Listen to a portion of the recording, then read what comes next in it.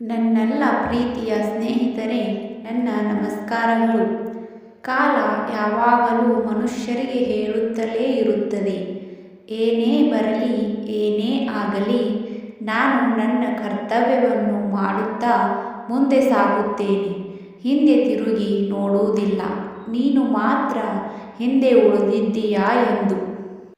ಬದುಕಿನಲ್ಲಿ ಒಳ್ಳೆಯವರು ಕೆಟ್ಟವರು ಮತ್ತು ಅನೇಕ ಕಷ್ಟಗಳು, ದುಃಖ, ಅವಮಾನಗಳು ಎದುರಾಗುತ್ತಲೇ ಇರುತ್ತವೆ.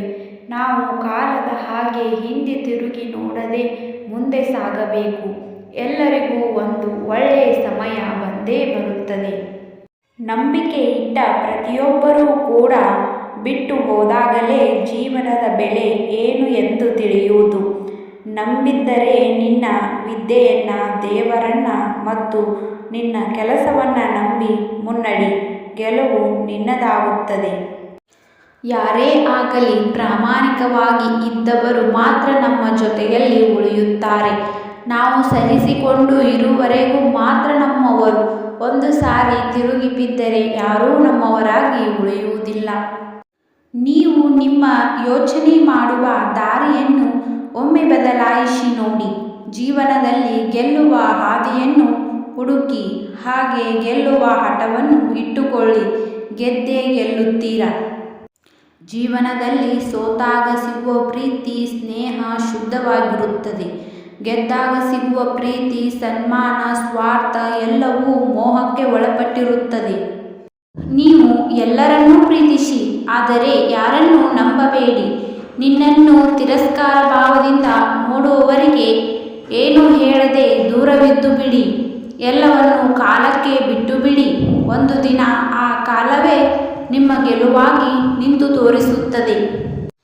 ಸರಸ್ವತಿ ಮಾತೆಯೂ ಕೂಡ ಕಲ್ಲಿನ ಮೇಲೆ ಕುಳಿತಿದ್ದಾಳೆ.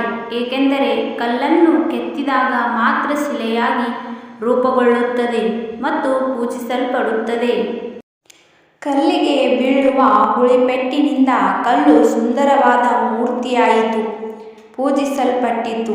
ಹಾಗೆ ನಿಮ್ಮ ಜೀವನದಲ್ಲಿ ಬೀಳುವ ಅವಮಾನ, ಕಳಂಕ, ಕಷ್ಟ, ದುಃಖ ಎನ್ನುವ ಹುಳಿಪೆಟ್ಟುಗಳು ಕೂಡ ನಿಮ್ಮನ್ನು ಒಂದು ದಿನ ಶಿಲೆಯನ್ನಾಗಿ ಮಾಡಿ ಪೂಜನೀಯ ಸ್ಥಾನಕ್ಕೆ ನಿಲ್ಲುವಂತೆ ಮಾಡುತ್ತದೆ.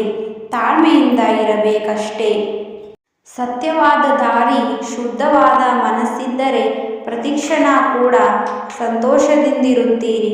ಕರಗಿ ಹೋಗುವ ಐಶ್ವರ್ಯಕ್ಕೆ, ಮುಪ್ಪಾಗುವ ಸೌಂದರ್ಯಕ್ಕೆ ಇರುವ ಬೆಲೆ ಮನುಷ್ಯನ ಒಳ್ಳೆಯ ಗುಣಕ್ಕೆ ಇರುವುದಿಲ್ಲ. ಜೀವನ ಇರುವುದು ಎರಡೇ ದಿನ. ಒಂದು ನಿನ್ನ ಪರವಾದ ದಿನ, ಇನ್ನೊಂದು ನಿನ್ನ ವಿರುದ್ಧವಾದ ದಿನ. ನೇರವಾಗಿ ಮಾತನಾಡುವವರಿಗೆ ಶತ್ರುಗಳು ಜಾಸ್ತಿ, ಸುಳ್ಳು ಮಾತನಾಡುವವರಿಗೆ ಮಿತ್ರರು ಜಾಸ್ತಿ, ಶುದ್ಧ ಮನಸ್ಸಿನಿಂದ ಮಾತನಾಡುವವರಿಗೆ ನೋವು ಕೊಡುವವರೇ ಜಾಸ್ತಿ. ಈ ಭೂಮಿಯಲ್ಲಿ ಹುಟ್ಟಿರುವ ಪ್ರತಿಯೊಬ್ಬರೂ ಒಂದಲ್ಲ ಒಂದು ರೀತಿ ಭಿಕ್ಷೆಯನ್ನೇ ಬೇಡುತ್ತಿದ್ದಾರೆ. ಆದರೆ ಬೇಡುವ ರೀತಿ ಮಾತ್ರ ಬೇರೆ ಬೇರೆ ಥರ ಇರುತ್ತದೆ. ಯಾರೋ ನಮಗೆ ಅನ್ಯಾಯ ಮಾಡುತ್ತಾರೆ, ಮೋಸ ಮಾಡುತ್ತಾರೆ ಎನ್ನುವುದನ್ನು ಬಿಟ್ಟು ಒಮ್ಮೆ ನಮ್ಮನ್ನು ನಾವು ನೋಡಿಕೊಂಡರೆ ನಮ್ಮ ಅಂತರಾತ್ಮಕದ ಶಕ್ತಿ ಏನೆಂದು ತಿಳಿಯುತ್ತದೆ. ಹಣಕ್ಕೂ ಮತ್ತು ಗುಣಕ್ಕೂ ಇರುವ ವ್ಯತ್ಯಾಸ ಇಷ್ಟೇ. ಹಣ ಅಹಂಕಾರ ತಂದುಕೊಡುತ್ತದೆ, ಗುಣ ಒಳ್ಳೆಯ ಹೆಸರನ್ನು ತಂದುಕೊಡುತ್ತದೆ. ಮನುಷ್ಯನ ಸ್ವಭಾವ ಎರಡು ಥರ. ಅವಶ್ಯಕತೆ ಇದ್ದಾಗ ಸಿಹಿಯಾಗಿ ಮಾತನಾಡುತ್ತಾರೆ, ಮುಗಿದ ನಂತರ ಬೆನ್ನ ಹಿಂದೆ ಕುಟ್ಟುತ್ತಾರೆ. ಅತಿಯಾಗಿ ಯೋಚಿಸುವುದನ್ನು ಬಿಟ್ಟು ಬಿಡಿ. ಜೀವನದಲ್ಲಿ ಏನಾಗಬೇಕೋ ಅದು ಹಾಗೆಯೋ ತಿರುಗುತ್ತದೆ. ಕೆಲವರ ಜೊತೆ ಮನಸ್ಸು ಬಿಚ್ಚಿ ಮಾತನಾಡುತ್ತೇವೆ. ಕಾರಣ ಇಷ್ಟೇ, ಸಮಯ ವ್ಯರ್ಥ ಮಾಡೋದಕ್ಕಲ್ಲ, ಸುಖ ದುಃಖದಲ್ಲಿ ನಮ್ಮೊಟ್ಟಿಗೆ ಇರುತ್ತಾರೆ ಎಂದು. ನಗುವಿಗೆ ಇರೋ ಬೆಲೆ ನೋವಿಗೆ ಇಲ್ಲ, ಹಣಕ್ಕೆ ಇರುವ ಬೆಲೆ ಗುಣಕ್ಕಿಲ್ಲ, ಸುಳ್ಳಿಗೆ ಇರುವ ಬೆಲೆ ಸತ್ಯಕ್ಕಿಲ್ಲ. ನಿಮ್ಮ ಜೀವನದಲ್ಲಿ ಸ್ನೇಹಿತರು, ನೆಂಟರು, ಸಂಪತ್ತು ಎಲ್ಲರೂ ಯಾವಾಗ ಬೇಕಾದರೂ ಬಿಟ್ಟು ಹೋಗಬಹುದು. ಆದರೆ ಭಗವಂತನು ಮಾತ್ರ ಯಾವ ರೂಪದಲ್ಲಾದರೂ ಕೈ ಹಿಡಿಯುತ್ತಾನೆ ಮತ್ತು ರಕ್ಷಿಸುತ್ತಾನೆ. ಏನೇ ಕಷ್ಟ ಬಂದರೂ ನಗು ನಗುತ್ತಾ ಎದುರಿಸಿ. ಕೇಳಿದ್ದಕ್ಕಾಗಿ ಧನ್ಯವಾದಗಳು. ಈ ವಿಡಿಯೋ ನಿಮಗೆ ಇಷ್ಟವಾದರೆ ದಯವಿಟ್ಟು ಸಬ್ಸ್ಕ್ರೈಬ್ ಮಾಡಿ, ಲೈಕ್ ಮಾಡಿ ಆ್ಯಂಡ್ ಶೇರ್ ಮಾಡಿ, ಸಪೋರ್ಟ್ ಮಾಡಿ. Thank you.